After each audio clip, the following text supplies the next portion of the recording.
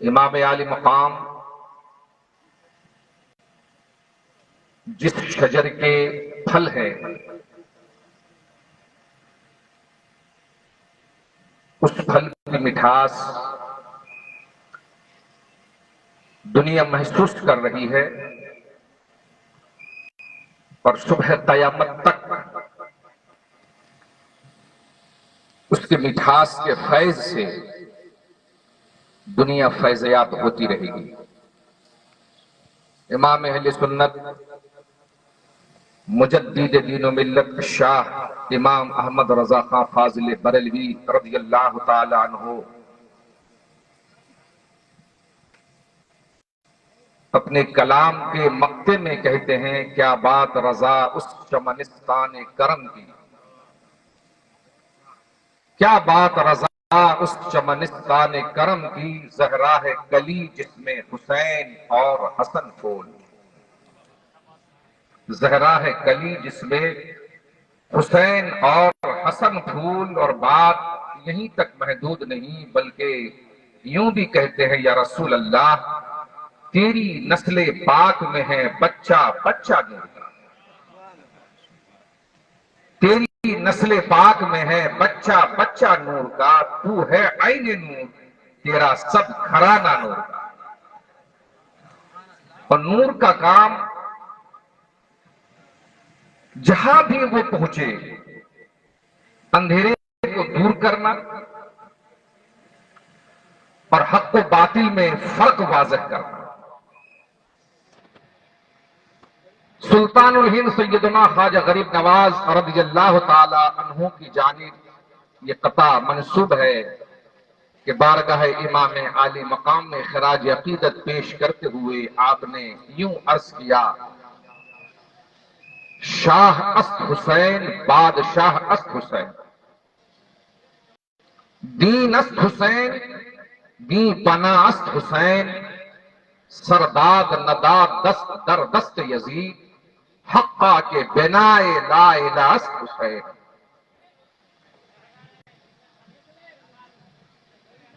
بیدم شاہ وارسی اپنے کلام کے ایک شعر میں کہتے ہیں کہ شگفتہ گلشن زہرا کا ہر گل تر ہے، شگفتہ گلشن زہرا کا ہر گل تر ہے، کسی میں رنگ علی کسی میں بوئے رسول، کسی میں رنگ علی اور کسی میں بوئے رسول، عدم سے لائی ہے ہستی میں آرزوئے رسول، کہاں کہاں لیے پھرتی ہے جستجوئے رسول۔ حضرات گرامی، جنتی اور جہنمی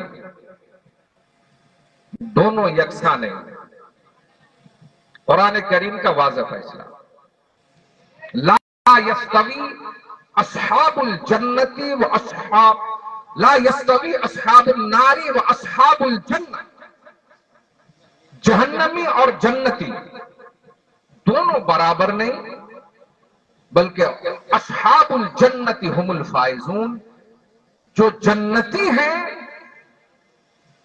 وہی کامیاب ہیں، انہی کا مرتبہ اونچا ہے۔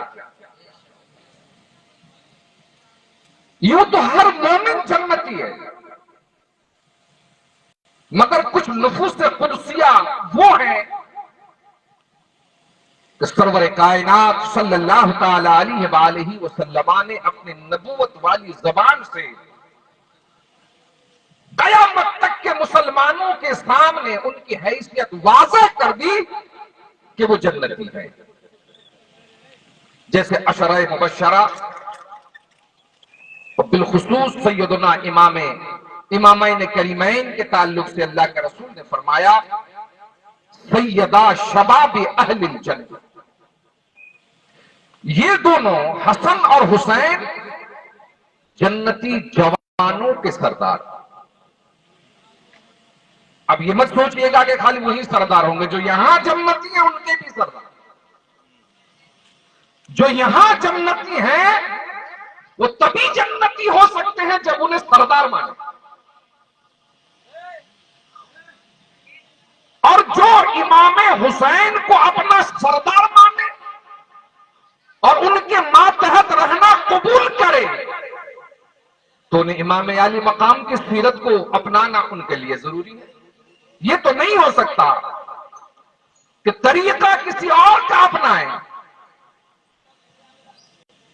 کسی اور کے راستے پہ چلیں، پوری زندگی کسی اور کے طریقے پر رہ کے ہم نے گزار دی اور جا کر کے وہاں ہم یہ تلاش کریں کہ ہمارے سردار تو جنت میں، ہم کیوں نہیں ہیں. اس لیے دوستو، دونوں جہان میں جتنے جنتی جوان ہیں، ہر جنتی جوان کا سردار سیدنا امام علی مقام اور آپ کے بڑے بھائی جان سیدنا امام حسن رضی اللہ تعالیٰ عنہ ہے. رب تبارک و تعالیٰ نے اس گھرانے کی فضیلت قرآن کریم میں بیان کی. لہذا یہ گھرانہ کسی اور خاندان کی طرح نہیں. اللہ کے رسول صلی اللہ تعالی علیہ وآلہ وسلم نے ایک مقام پر ارشاد فرمایا، ان اللہ اصطفیٰ کنانۃ من ولد اسماعیل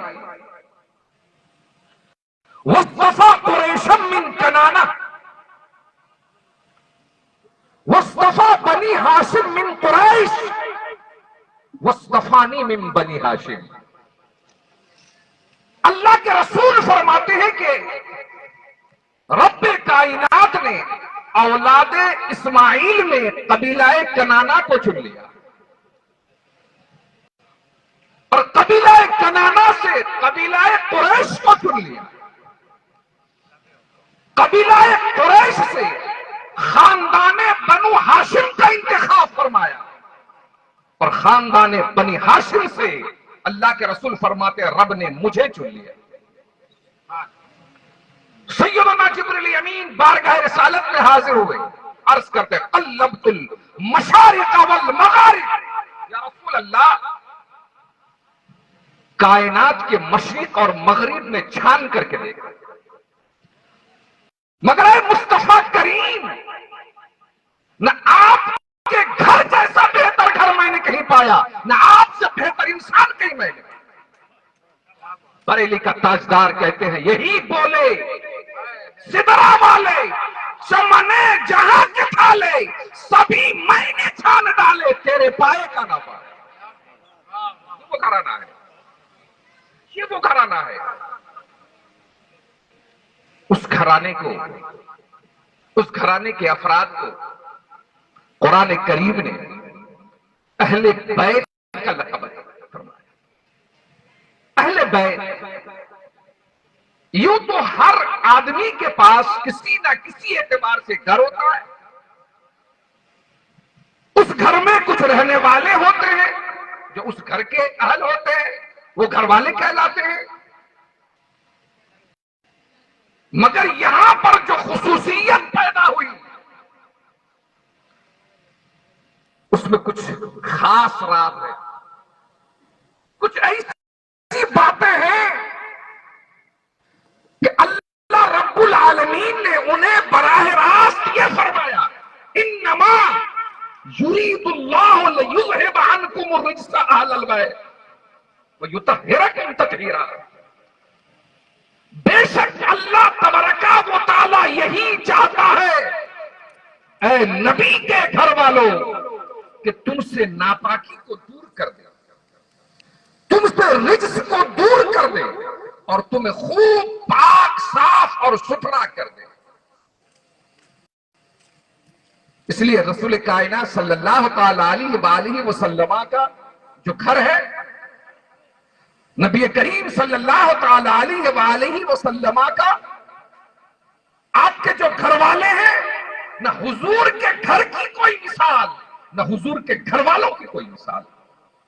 اور یہاں بھی بے مثال، وہاں بھی بے مثال، اور جو ان سے لپٹ جائے وہ بھی بے مثال، وہ بھی بے مثال، وہ بھی انمول.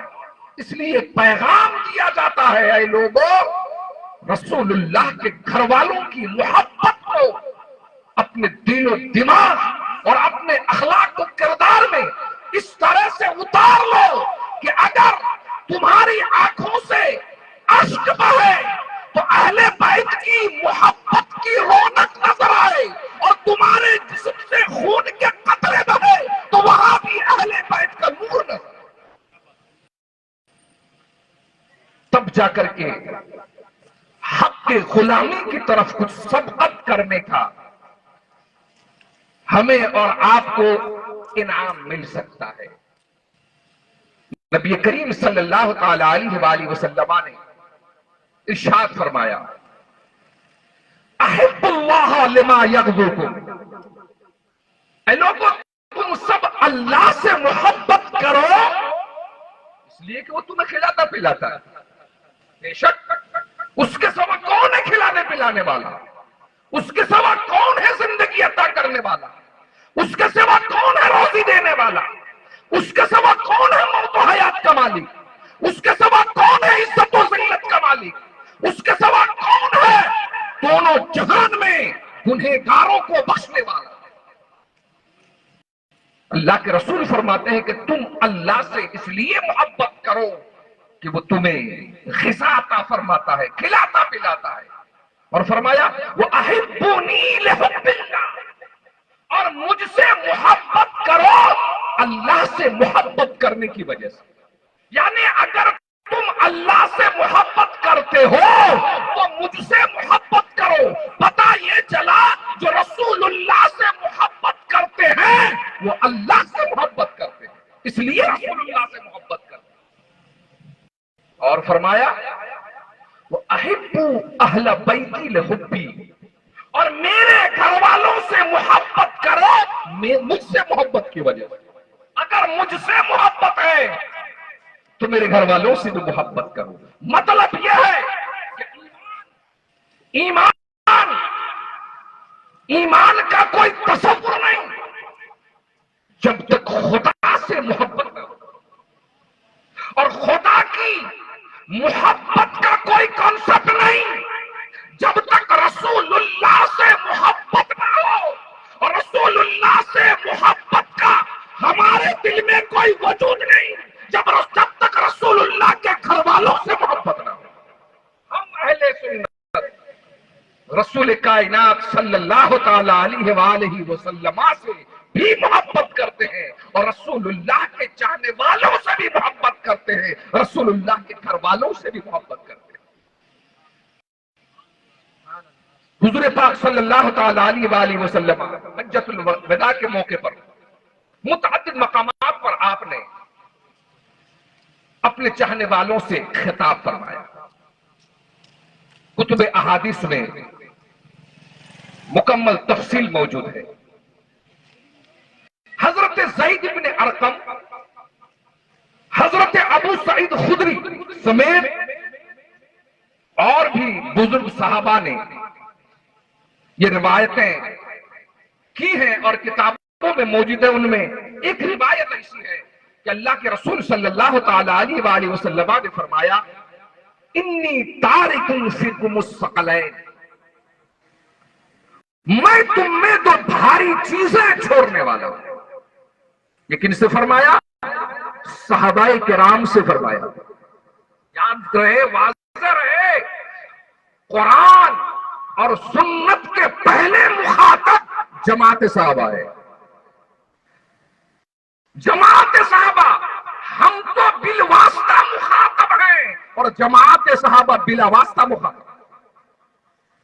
اللہ کے رسول نے ان کی شان میں فرمایا خیر القرون قرنی ثم الذین یلونہم ثم الذین یلونہم، سب سے بہتر زمانہ میرا زمانہ ہے، پھر ان کا زمانہ جو میرے بعد والوں کا ہے، پھر ان کا جو ان کے بعد والوں کا۔ اور اللہ کے رسول نے یہ بھی فرمایا طوبی لمن رانی ولمن را من رانی، جنت کی بشارت ہے اس کو جس نے مجھے دیکھا اور ان لوگوں کو بھی جنہوں نے مجھے دیکھنے والوں کو دیکھا۔ یہ جماعت صحابہ ہے، اور ان سے اللہ کے رسول نے فرمایا کہ میں تم میں تو بھاری چیزیں چھوڑ کر جا رہا ہوں. احدہما اعظم من الآخر، وہ دونوں چیزیں ایک دوسرے سے عظمت والی ہے، ایک دوسرے سے اہمیت والی ہے. مطلب ایک کی عظمت دوسرے کو دیکھ کر سمجھ میں آتی ہے، ایک کی عظمت دوسرے کی زبانی سمجھ میں آتی ہے. ایک دوسرے کی عظمت سمجھنا ہو تو دونوں کو سامنے رکھنا ضروری ہے. اللہ کے رسول فرماتے ہیں کتاب اللہ احدہما کتاب اللہ، ایک اللہ کی کتاب، حبل ممدود من السماء الى الارض، زمین آسمان سے زمین کی طرف لٹکتی ہوئی اللہ کی رسی. کتاب اللہ فیہ الہدی والنور، اس میں ہدایت ہے اور اس میں نور ہے. اور فرمایا وَإِتْرَتِي أَهْلَ بَيْتِي، وَإِتْرَتِي أَهْلَ بَيْتِي، اور میرے گھر والے، میری اولاد، میرے گھر والے. جہاں تک بات ختم نہیں. وَلَن يَتَفَرَّقَا حَتَّى يَرِدَ عَلَيَّ الْحَوْضَ، یہ قرآن اور یہ اہل بیت یہ کبھی جدا نہیں ہوں گے، کبھی جدا نہیں ہوں گے.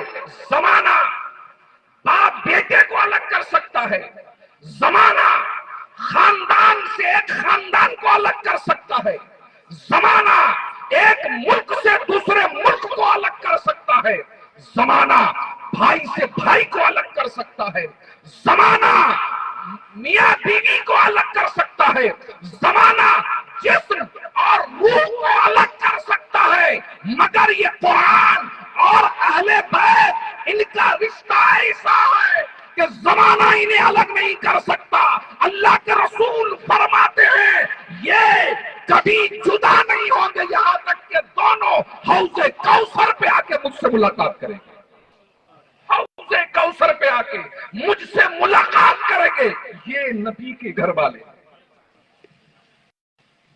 نہ قرآن کو ہم چھوڑ سکتے ہیں نہ اہل بیت کو چھوڑ سکتے ہیں.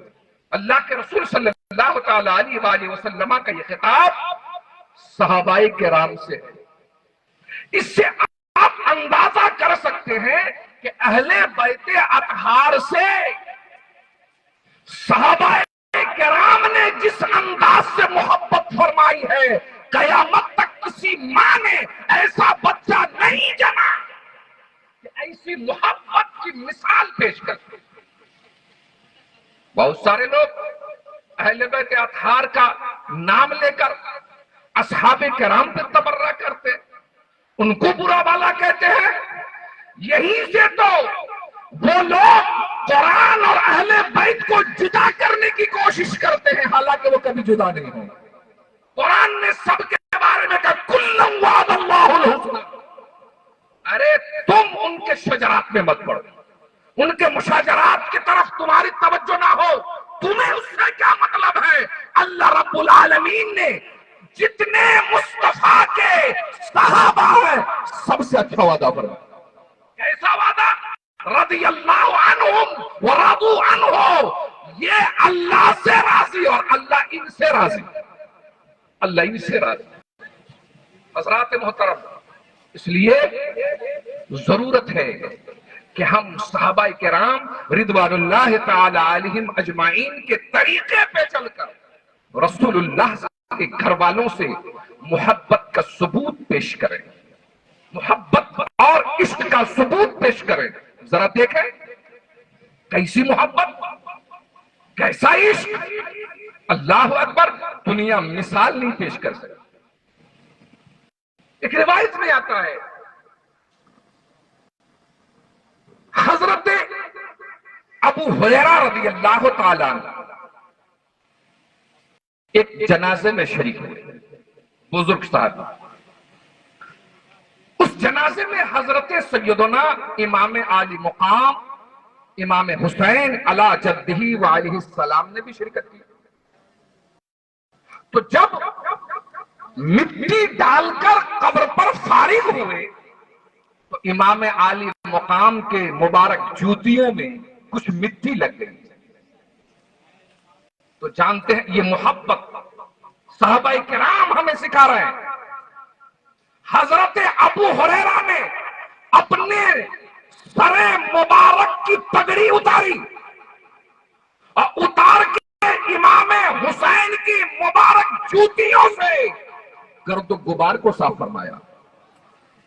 یہ کوئی چھوٹی بات نہیں، کسی نے کہا اے ابو ہریرہ آپ ایسا کیوں کر رہے ہیں؟ تو سیدنا ابو ہریرہ کا جواب سنے کہ کیوں نہ کروں، میرے آقا نے ارشاد فرمایا کہ میرے یہ دونوں بیٹے جنت کے جوانوں کے سردار اور یہ میرے پھول ہیں، جن سے رسول اللہ محبت کرے ان سے میں نہ کیوں محبت کروں۔ یہ ہمیں صحابہ کرام نے سکھایا۔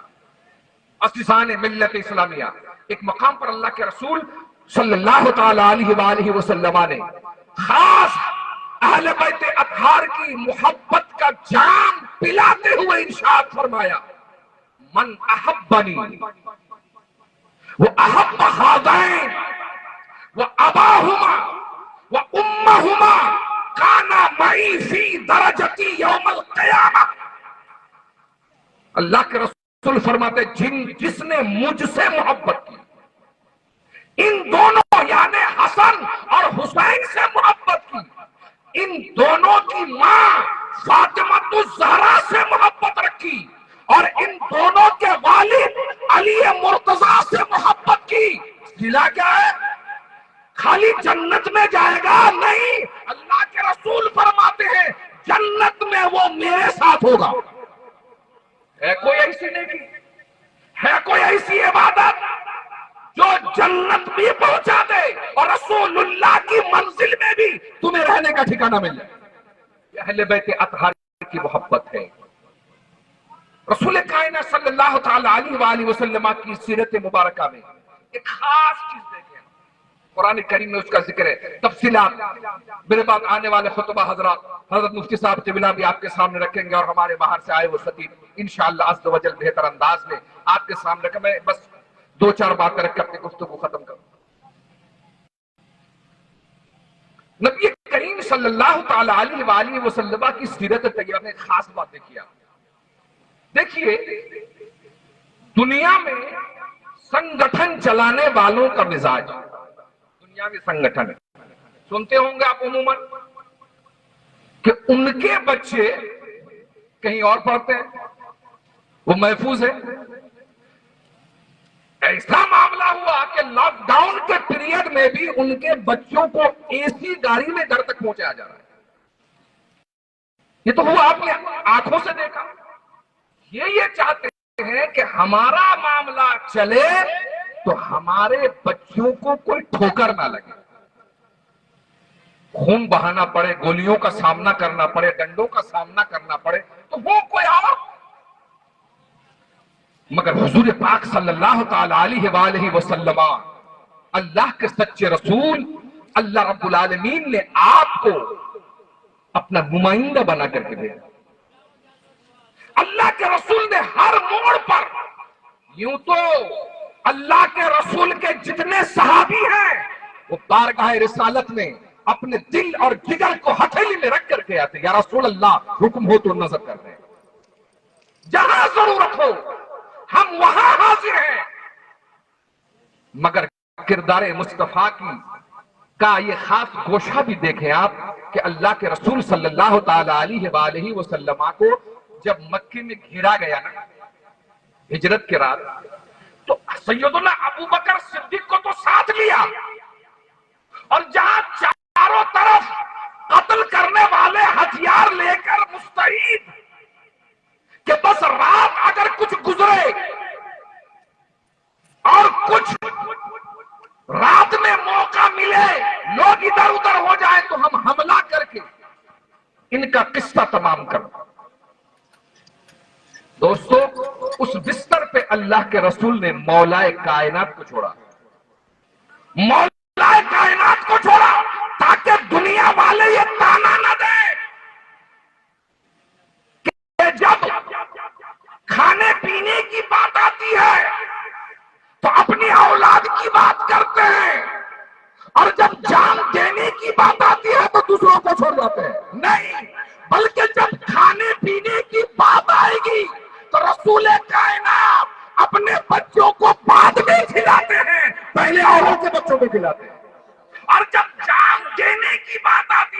پہلے اپنے بچوں کو پیش کرتے ہیں پھر دوسروں کی باری آتی ہے. یہ شان مصطفیٰ، یہی تو دین کی حقانیت ہے. ذرا دیکھیں واقعی آپ نے بارہا سنا. وہ نجران کے عیسائی آئے تھے مناظرہ کرنے، آئے تھے اللہ کے رسول کی بارگاہ میں. اللہ کے رسول نے دین کی دعوت پیش کی تو انہوں نے انکار کر دیا. بات اس پر کہ وہ عیسائیوں کا عقیدہ ہے کہ حضرت عیسیٰ معاذ اللہ کے بیٹے، اور اسلام کا عقیدہ یہ ہے کہ اللہ رب العزت لم یلد ولم یولد، اس کی شان نہ وہ کسی کا باپ نہ کسی کا بیٹا. حضرت عیسیٰ اللہ کے بندے ہیں، انہوں نے ماننے سے انکار کر دیا. اب جو لوگ نہ مانے تو ان کا کیا علاج؟ نہ ماننے والے تو رسول اللہ کی دلیل نہیں مانتے. ارے دوستو، حق مان لینا یہ اللہ کی توفیق سے ہوتا ہے. جس کے نصیب میں ایمان ہو وہی حق مانتا ہے. تو بات اس پہ ٹھہری ہے کہ کل ہم مباہلہ کریں گے. بڑے بڑے آئے تھے وہ نجران سے، ان کے عیسائیوں کے جو بڑے بڑے علماء تھے. مباہلہ کیا؟ وہ ایک خاص طریقہ ہے کہ دونوں فریق مل کر کے میدان میں ایک دوسرے کے خلاف دعا کریں کہ اللہ ہم میں سے جو غلطی پر ہے، جو ہم میں سے جھوٹا ہے، اسے تو ہلاک کر. قرآن کریم فرقان حمید میں سورہ آل عمران کے اندر اس کا ذکر موجود ہے. تو اللہ کے رسول صلی اللہ تعالی علیہ وآلہ وسلم کو رب العالمین نے وہ طریقہ بتایا. فَقُلْ تَعْلَوْا نَدْعُوا أَبْنَاءَنَا وَأَبْنَاءَكُمْ وَنِسَاءَنَا وَنِسَاءَكُمْ وَأَنفُسَنَا وَأَنفُسَكُمْ ثُمَّ نَبْتَهِلْ فَنَجْعَلْ لَعْنَةَ اللَّهِ عَلَى الْكَاذِبِينَ. اب ان سے کہیے ٹھیک ہے تم بھی آؤ اپنے بچوں کو لے کر، اور ہم بھی آتے ہیں اپنے بچوں کو لے کر. تم بھی آؤ اپنی عورتوں کے ساتھ، ہم بھی آئیں اپنی عورتوں کو لے کر. تم بھی بنفس نفس شرکت کرو، ہم بھی شرکت کرتے ہیں، اور پھر ایک دوسرے کے خلاف دعا کرتے ہیں کہ جھوٹوں پر اللہ کی لعنت. اب دوسرے دن سرور عالم صلی اللہ تعالی علیہ وآلہ وسلم جب کاشان اقدس سے نکلے نا تو شان بڑی الگ تھی، انداز بڑا انوکھا تھا. دنیا انگشت بدندہ ہے. اللہ کے رسول جب نکلے تو اس حال میں کہ سید الشہداء سیدنا امام علی مقام رضی اللہ تعالی عنہ ابھی آغوش میں تھے. 6 مہینے 8 مہینے آپ کی عمر تھی، وہ اللہ کے رسول کی آغوش میں تھے. حضرت امام حسن اللہ کے رسول ان کے ہاتھ ایک ہاتھ میں لیے ہوئے تھے، پکڑے ہوئے تھے. حضرت سیدہ فاطمہ الزہرا رسول کائنات کے پیچھے، ان کے پیچھے مولا کائنات.